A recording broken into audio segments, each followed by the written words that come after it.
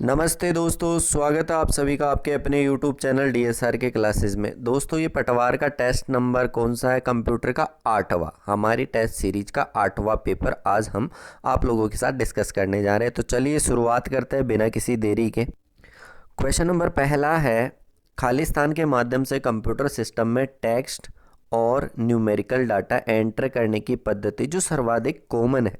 Plotter, scanner, printer और keyboard. 4 option आपके सामने रखे हुए हैं। हर एक क्वेश्चन के लिए 3 से 4 सेकंड का वक्त आपको मिलेगा, उसी में आपको जवाब देना है। तो पहले क्वेश्चन का आंसर होगा कीबोर्ड के माध्यम से। ये सर्वाधिक कॉमन यहाँ पे उपकरण है जिसके माध्यम से हम टेक्स्ट और न्यूमेरिकल डेटा को एंटर करते हैं। अगला क्वेश्चन वह स्थायी मेमोरी जिसमें कंप्यूटर के निर्माण के समय प्रोग्राम संग्रहित कर दिए जाते हैं तथा इस मेमोरी में संग्रहित प्रोग्रामों को नष्ट नहीं किया जा सकता। कौन सी मेमोरी कहलाती है? रैम, रोम, सीपीयू और सीयू। सीयू यानी कंट्रोल यूनिट। तो भैया रैम तो ख़त्म हो जाती है, तो यहाँ पे ऑप्शन होगा ऑप्शन नंबर 2 यहाँ पे करेक्ट आंसर होगा। रोम इनबिल्ड होती है और इसमें स्थायी डेटा रहता। आगे चलते, अगला क्वेश्चन है, ऐसा रोम जिसमें संग्रहित प्रोग्राम पराबैंगनी प्रकाश की उपस्थिति में मिटाए जाते हैं, यूवी किरणों की उपस्थिति में मिटाए जाते हैं, क्या कहलाती है? रैम, BIOS, पीरोम या प्रोम या ई प्रोम। 4 ऑप्शन। यूवी किरणों की उपस्थिति में डेटा मिटाए जाते हैं, संग्रहित प्रोग्राम मिटाए जाते हैं, क्या कहलाती है? तो वो कहलाती इरेजेबल प्रोग्रामेबल रोम। ठीक है, तो 4 नंबर ऑप्शन यहाँ पे करेक्ट आंसर हो जाएगा, erasable programmable read only memory यहाँ पे करेक्ट आंसर होगा। ठीक है, आगे चले, अगला क्वेश्चन है, डाटा के 1 से 0 के बिट्स को बिट क्रमानुसार निम्न में से डिवाइस के द्वारा भेजा जाता है, वह क्या है? क्वेश्चन नंबर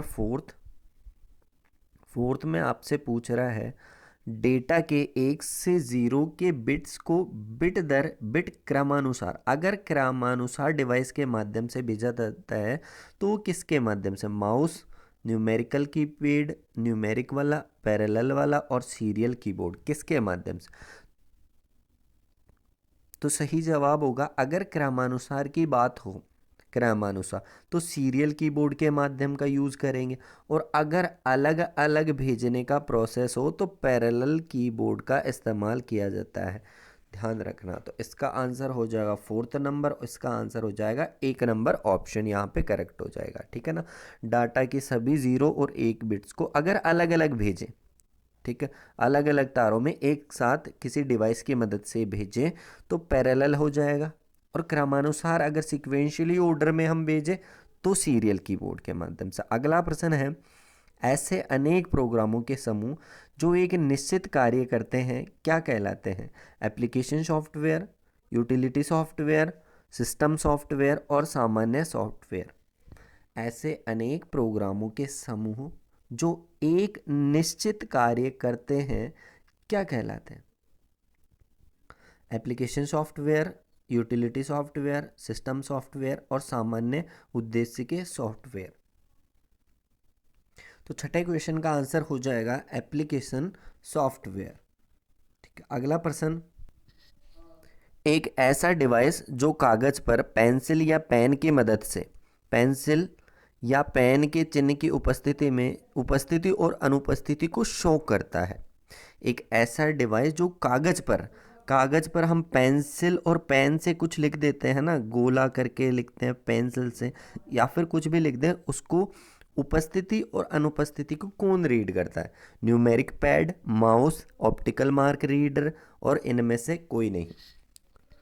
अगर आप इसकी लैंग्वेज समझ जाते हैं तो ये बहुत ज़्यादा आंसर है। जैसे हम OMR मार्कशीट में फिल इन द ब्लैंक्स या तो पेन से या पेंसिल से भरते हैं, तो उसको रीड करने के लिए optical mark reader option number 3 OMR का यूज़ किया जाता है। आंसर नंबर 3 यहाँ पे करेक्ट हो जाएगा।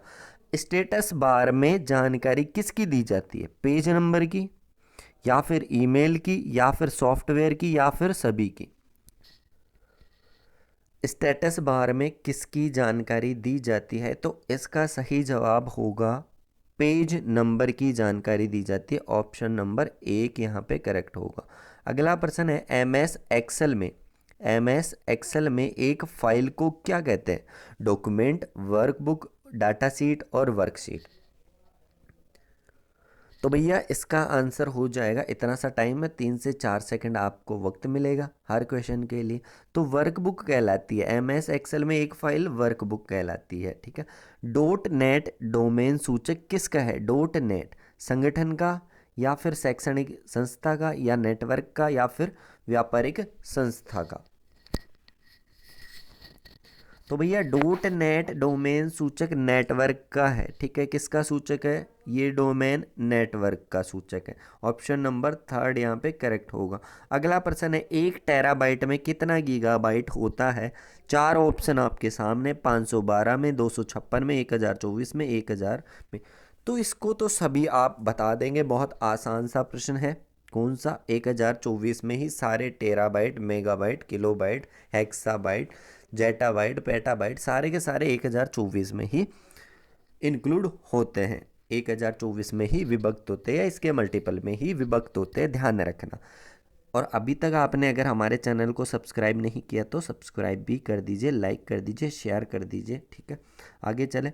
अगला प्रश्न है निम्नलिखित में से कौन कंप्यूटर का बिल्ट इन मेमोरी है? बिल्ट इन इनबिल्ड मेमोरी की बात कर रहा है, built in memory. E ROM, P ROM, RAM और रोम।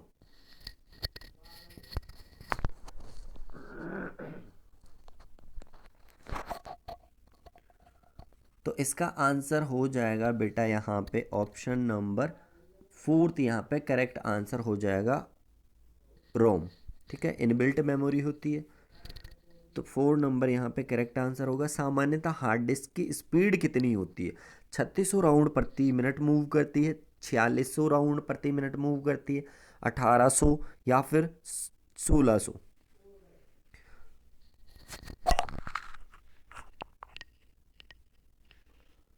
तो भैया इसका आंसर होगा 3600 राउंड पर मिनट यहाँ पे मूव करती है सामान्यतः हार्ड डिस्क की जो स्पीड होती है वो। तो 1 नंबर ऑप्शन यहाँ पे करेक्ट होगा। अगला प्रश्न आपके सामने, एक पेंटियम प्रोसेसर में होता है कई बिलियन ट्रांजिस्टर, कई मिलियन ट्रांजिस्टर, कई लाख ट्रांजिस्टर और कई हजार ट्रांजिस्टर?